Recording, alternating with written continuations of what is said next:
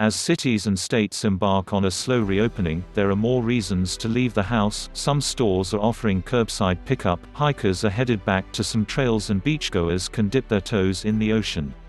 Going outside typically requires wearing clothes. So with the coronavirus still a very real threat, how worried do you have to be about the virus hitching a ride home on your shirt, pants or shoes? How long does the virus live on clothing? Experts believe the virus can live for up to 24 hours on clothing and similar surfaces.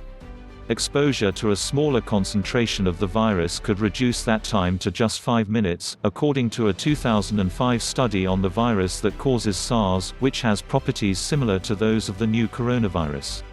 A study in the New England Journal of Medicine in March has been at the center of much of the discussion of how long the coronavirus can survive on different surfaces.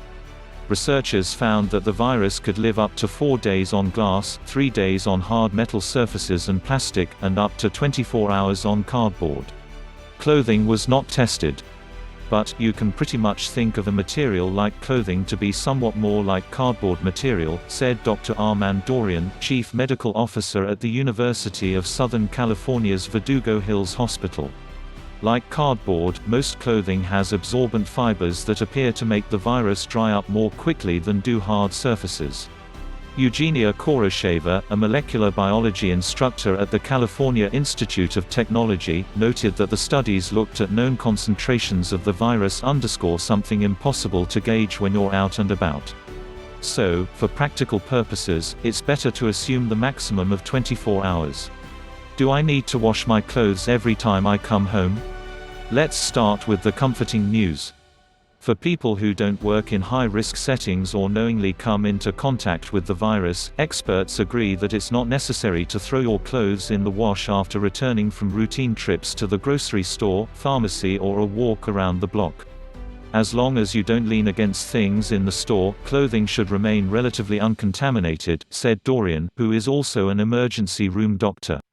The virus is more likely to land on clothing from someone coughing or breathing out the virus, which is why keeping the recommended 6-foot distance is important. The virus won't jump off the clothing and infect anybody, Dorian said. The only way the virus can infect the next person is if the next person touches the clothing and then subsequently uses their hands to touch their eyes, nose or mouth. That's why vigilant handwashing and avoiding touching your face with your hands is crucial, according to Dorian. He suggests imagining your hands are covered in paint to remind yourself not to adjust your mask or do some other seemingly innocuous activity. Dorian says he uses only one hand while shopping. Those who work in hospital settings or other places where there is likely a high concentration of the virus are advised to change their clothes before returning home. When returning from the hospital, Dorian changes clothes in his garage, then throws his dirty clothes directly into the wash.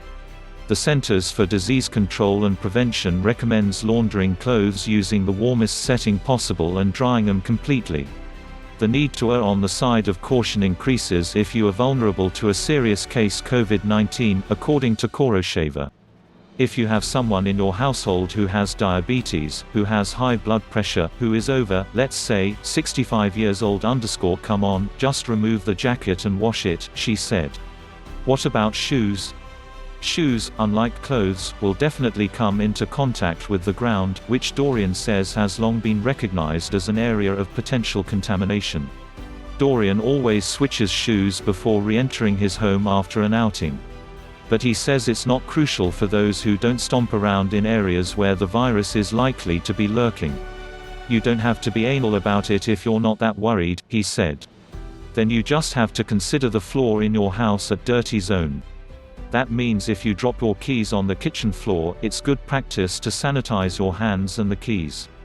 Wait, you said the virus lives on cardboard for 24 hours. What about all those packages on the porch?